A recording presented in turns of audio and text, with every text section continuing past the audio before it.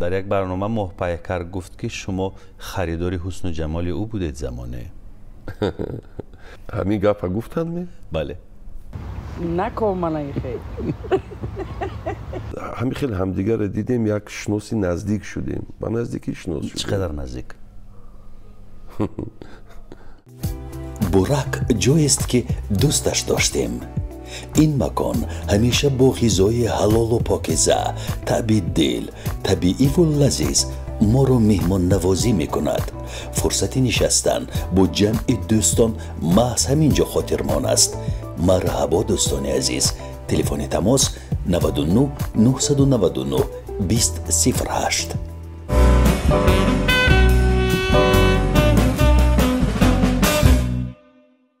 درود. نگفته هاست وقتی که بازی این هنرمند را در این یا آن فیلم میبینم فخر میکنم و سببگار این افتخار محمد علی اکتور پسندیده من است. سلام علیکم. سلام علیکم برادر عزیز، دوستی عزیز. با مهربانی من بسیار منتظرم که گاه درباره من با خاطرتون میآید و ما میخوریم. راستی گپ فخر میکنم. آن نمایشی که ما شما قطعی کردگی بودید، یک نمایشی یکمش خودم به معقول، دویمش دل خلق به چسبیدگی این نمایشی شما. این سیوم برنامه است که ما تهیه میکنیم. یکم برنامه مفصل درباره حیات فعالیت شما بود. اونجا شادروان مادرتان زنده بود. و دوم برنامه در باغ ایرم. سوم برنامه بعد از تقریبا 1.5-2 سال اینجا. اما هیچ تغییر نیفتید. میدونید با فکرم در زندگی شخصی خوشبخت هستم که به سبب اون که اون کاری که دوست میدارم همون کار قطعی سر و کار دارم. کسبم قطعی همین کسبی اکتوری. وقتش بود که من با ولادیمیر یاکوویچ ماتیل، اون شخصی که دیتی پامیرا گرفتگی بودن، اون شخصی که белое солнце пустыни гирифтаги будан он кас дар нахустин ролам ба як фестивал ба ҷоизаи барои беҳтарин иҷро кардани роли мардона дар ҳамон фестивал вай раиси жюри будан. вай ду овоз доштанд. жюри ду тақсим шуд. якеш барои дигар филм, якеш барои филми стрелба дуплетам қушатир марат орипов гирифтагӣ буданд. баъд гуфтанд ки муҳаммад алӣ медонед ми гуфт сабаби он ки шумо ин ҷоизаи гирифтед ман шудам. ман гуфтам чуба? гуфт ман ду овоз доштам. ҳамчун раиси жюри ман ду овоз доштам. барои ҳамин овозама барои шумо додам, шумо бурд кардед. баъд таклиф карданд ки дар вгик курс гирифтагӣ, курси режиссёрӣ. ман шумо бо таклиф карда истодам ки من شما به امتحان قبول میکنم، بیایید من شما همون کسبی رژیسوری را آموزم. میدونید من چی جواب دادم؟ چی جواب دادید؟ من گفتم من کمی فکر کنم. من تیل با گفتم یا پدوم ایون تلخش کفید، خفه شد مرد. سخت رسید. سخت رسید. بعد من شما این خیلی گفتی. من گفتم که شما میدونید من نمیدونم از عهده این کسب میبرم نبرم. بعد گفتن که чтобы научиться ездить на лошади, надо на нее сесть. یعنی اسبسواری که خواهی اول شیشتن در کار، بعد میفهمی که میتونی یا که نمیتونی. چی؟ همین نگفت و خفه شد رفت. راستی گپ. بعد 6 سال تلفن شد، تلفن میبردارم، آواز شناس خدا نخو که ولادیمیر یاکوویچ ماتیل باشد. بعد من گفتم سلام کردین چی؟ من گفتم ولادیمیر یاکوویچ ماتیل это вы؟ گفت да. من گفتم آوازتون همین پشتی درم ببرین شما نزدیک. من گفت تاجیکستان اومدم. ها خوش اومدید. من گفتم چیکار کنم، چی سبب؟ گفت همش نقص، من برای شما اومدم. وقتی که این شخصی بزرگ یک اکتوری یک از دیها بر اومدگی این گپ میزند، من برای شما اومدم. میدونید آبی دیدم برآمد. همون فیلم سبب شد و از تاجیکستان 3 نفر ما از 4 نفر از تاجیکستان کافکاز برفتیم. ثبت با من دین زنگ زدم بر شما در راه بودید از کجا می آمدید؟ یک استودیا پیدا شدگی در خطلون در باختر یک بچه جوان اونجا با کار کرده ایستاده است همچون سرداری همون استودیوی نو ساختگی خطلون سینما سوخت با سوخت سینما بود گفته ایستادم جنوب با خطلون سینما پیدا شد اکنون شرق با اگر ریگر سینما شود رشت سینما شود این کاری خوب میشد به سبب آنکه برای اکتورها برای چی کار پیدا میشد افسوس که در سوخت رهبریت دست نکرد این سوخت سینما من حاضر یک بسیار فیلم عجیب گرفت محیدین مظفر و فیلمی داوا گرفتگی بود من فستیوال با تماشا کردم فیلمش من و بچه قطعی یک دو تا فیلمشون با کار کردگی بودم من اونجا با وقتی خوجم با بودگیشون با من کار کردم بچه که با استعداد لیکن فیلمی عجیب کرد من چندین جایزه ها گرفت بسیار فستیوال های بین المللی و گجا با قرضیدار شد با این فیلم دستگیری نکردن محکم کرد خطلون باشد حاضر من اهمیت داده ایستادم رهبریتی باختر خطلون دستگیری کرده ایستادن همون جوانه ظفر ولی گفتگی ممکن مهارتش حالی به اون درجه بلند نه لیکن سال به سال روز به روز فیلم به فیلم مهارتش تجربهش زیادتر شده ایستاده است و فیلم آفریده فیلمی همون با یک فیلمی نامشون صبر همون فیلم از صحنه‌های ما سر کردیم از صحنه‌های من سر کردیم من صحنه ما بود کردم دین شب برگشته آمدم دوشنبه درباره مناطق حرف زدید گفتید سوخت سینما خطلون سینما و کاش که بشود ریگر سینما یا رشت سینما توجه کردم به واژه رشت خب زمانی بود که اکثر فرزندان وادی رشت میترسیدن بگویند که ما از رشتیم یادتون هست یا نه؟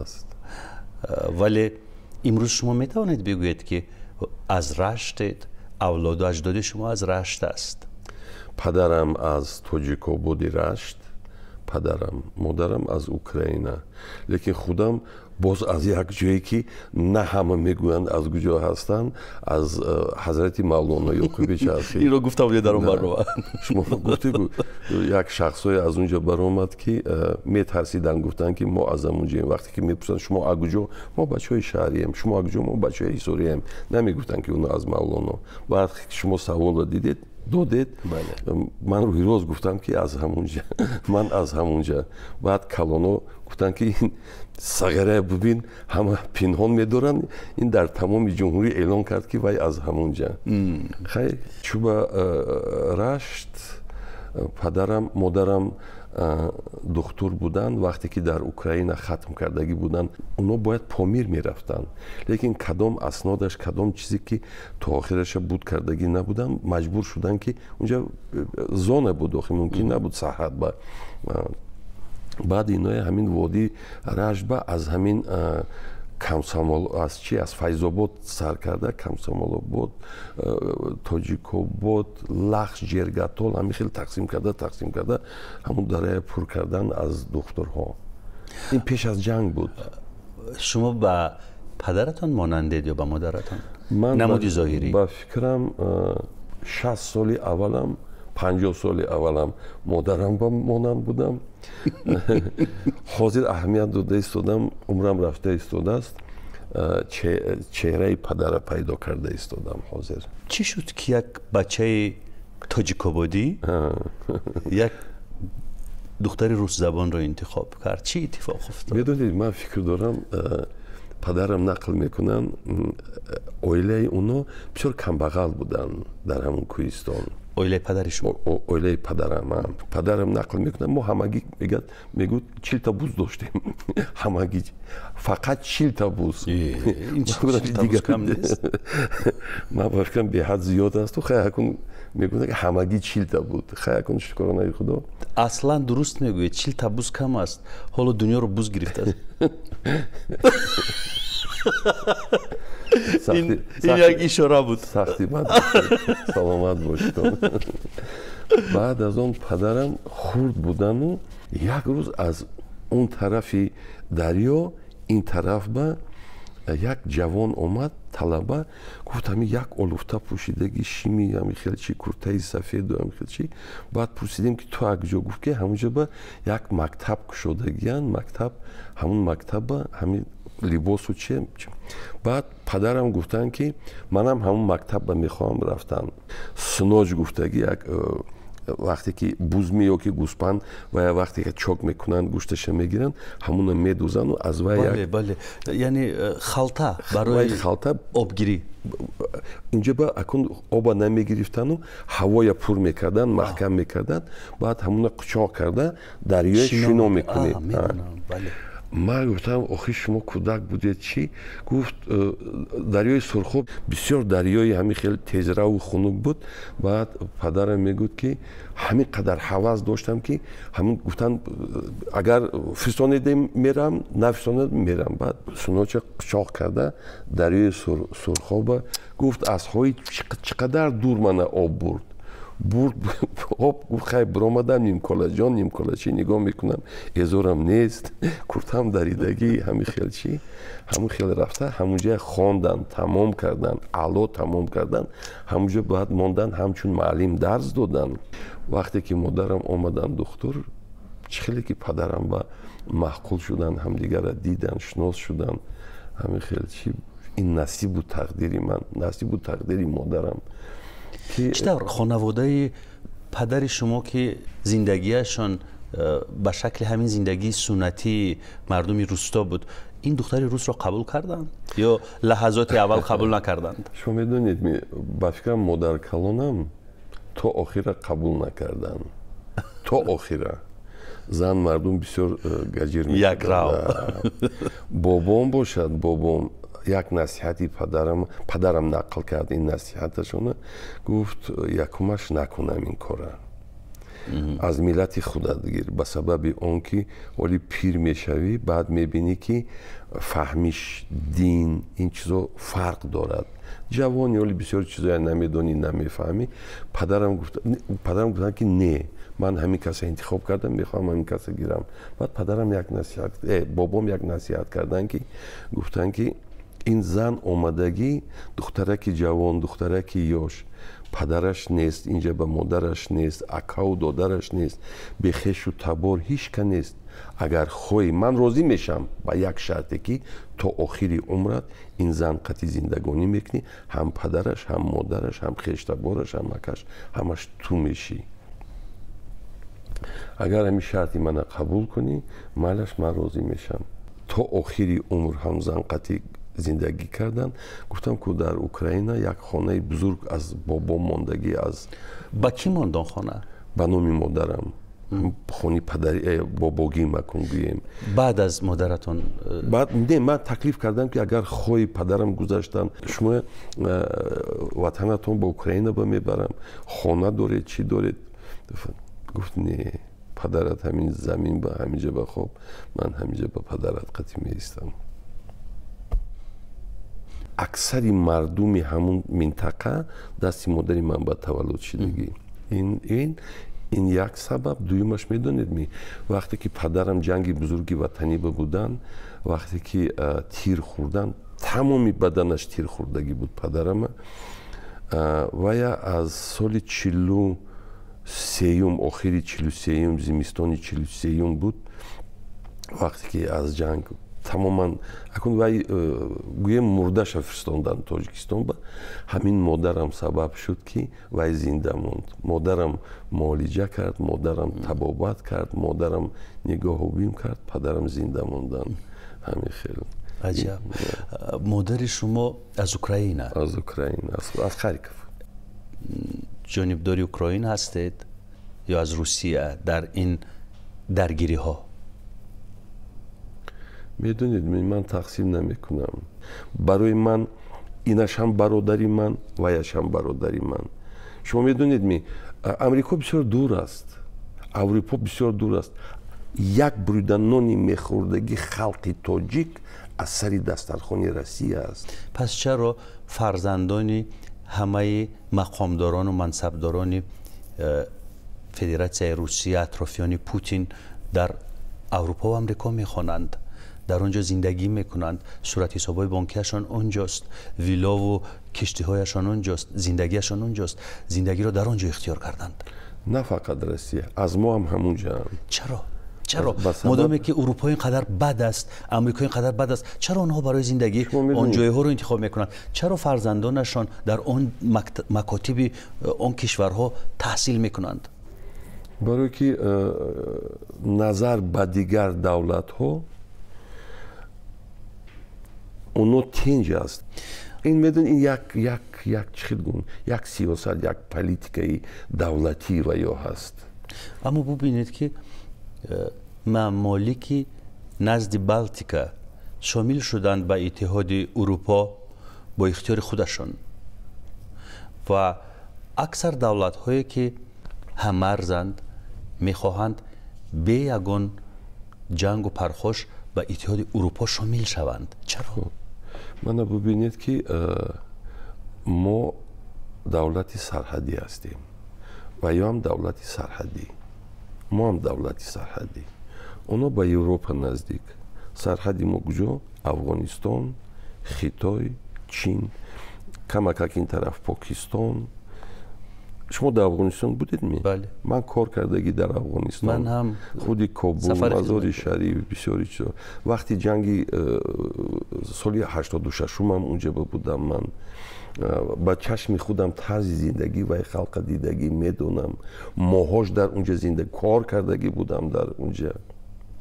یک امریکایی من همین سوال داد، چرا شما روسیه قطعی سر و کار دارید، روسیه تماشاگاه روی میگردونید به روسیه چی؟ من جوابم بود همین که اگر همین روسیه وقتش بر نمیشد، من گفتم ما از افغانستان بدتر میشدیم.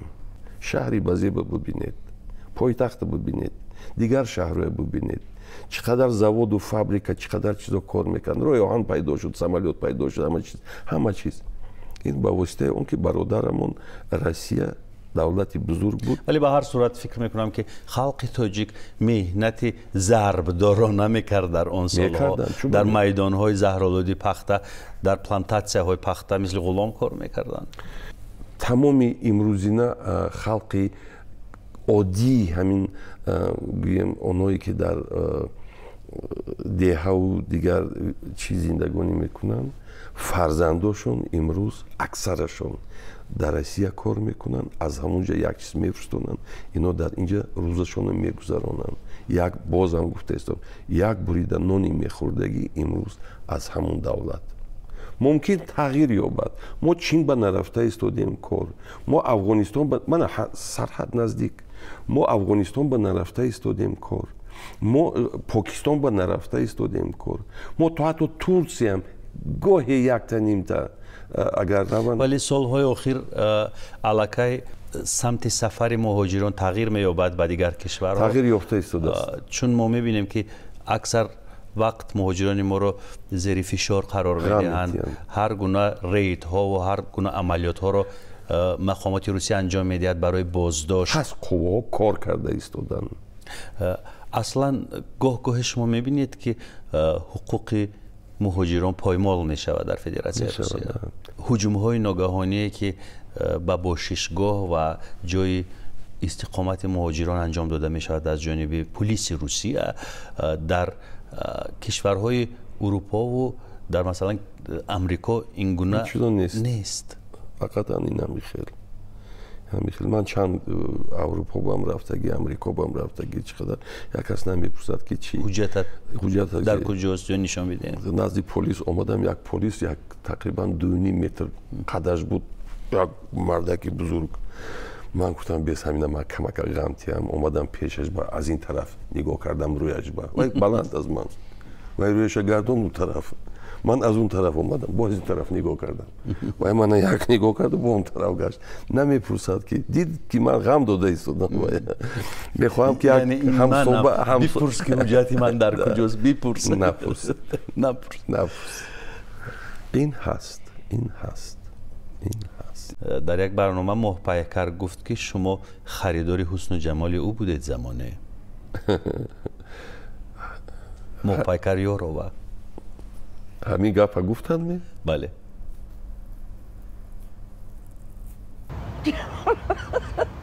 التماس نکن من خیلی. چی گفت؟ هیچی. همین مرد زن به چی میگوید؟ برای اویله برپا کردن. مقصد همین که چی رد کنی؟ رد کردید. رد کردم. شما مثل امیتاب بچن و ریکخا گرد و اطراف این مسئله میگردید اما حقیقت رو نمیگویید. حقیقت چی در کن؟ میدونی حقیقت چی در کن؟ حقیقتی رو که همه جستجو میکنن شما میگوید حقیقت چی در کن؟ ایلوه کرد که به موافقه نرسیدیم. چی اتفاقی افتاد که دیگر این مسئله پوشیده شد؟ موپایکر بسیار انسانی با استعداد است، اکتریسه خوب است، شخصی میدونید بسیار خصلت‌های خوب هم دارن اون کس. شما خوشدارش بودید؟ بسیار منبع معقول بود. این همین خیلی میدونید زن مرد با معقول میشد، مرد زن با معقول میشد. همین خیلی همدیگر رو دیدیم، یک شناسی نزدیک شدیم، با نزدیکی شناس شدیم. چقدر نزدیک؟ احتراماً نزدیک. تا حتی چیزی هم بود که ممکن ازدواج کردن می‌خواستید؟ ممکن هم خیلی چی بود که اگر دوام میشد ممکن ما با هم دیگر نزدیک میشدیم و چی میکردیم. چه صدی راهی شما شد؟ میدونید این با فکرم عیبی من سال به سال بسیار نازک شدم، سال به سال بسیار کنجکاو شدم، سال به سال طلبات هم زیاد شده ایستاده است سال به سال. به سبب اون که حقیقتا ممکن من به یک شخصی نزدیک نزدم در کار لازم، لیکن به سبب اون که فرزندان بیرون از وطن که کار و زندگانی کرده ایستادن، من مادرشون نزدیک فرزندان با فرزندگی بودن که نظارت کردم و یا هم نظارت کردن. من اینجا به پدر و مادر نظارت میکردم و یا فرزندان نظارت میکردم. فرزندان از سال 94 بیرون از وطن شدن، بیرون از عائله شدن. چند سال است که شما با همسرتان زندگی یک جای ندارید؟ اکنون گویم از سال این خیل همین که بچه ها که خارجه بر رفتن ساز میگون سال 96 گویم همین خیلی نه رفت و آمد هست، همه چیز هست، لیکن اونا اونجا با من اینجا با. اگر زن بگیرید مخالفت نمیکند همسر شما؟ وقتی که قدیم زندگانی میکرد، وقتی که من بسیار غم نتی برای یک زنی جوانگی من غم نتی برای هیچی وای زنی من الحمدلله همین گپ گفتگی بودن یک جوان شگیر من راضی میشم میگفتن، خودشون این گپ میگفتن. دیگر مرد میبود از این شانس استفاده میبرد، یک 3-4 تا میگرفت. میدونید من یک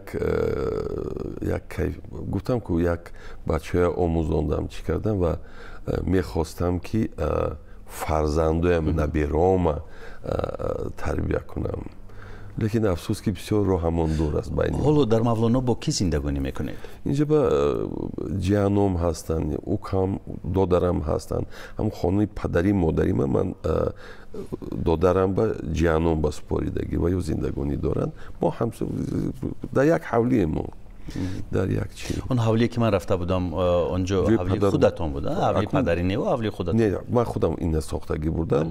اونجا با کی هستید؟ حالا همونجا هستید؟ حاضر تنها من. اکنون گویم همچون مرد همچون شخص من تنها. کی غذا آماده میکند برای خودم؟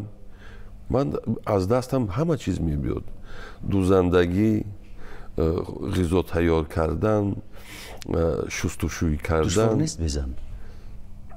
میدونید ممکن خیلی چیزایی هست که باید زن این کار کند، لیکن چخیل گم من کار رو در نظر ندارم. البته این پخت و پز و شستشوی روبوچین این رو همه میتواند بکنه، چی مرد چی زن. من در نظر دارم مثلا آغوش و بوسه و عشق و حال و این چیزها رو. من این سوال شما با جواب نمیدیم. حق دارید. حق دارید. حق دارید. باشید، سلامت باشید.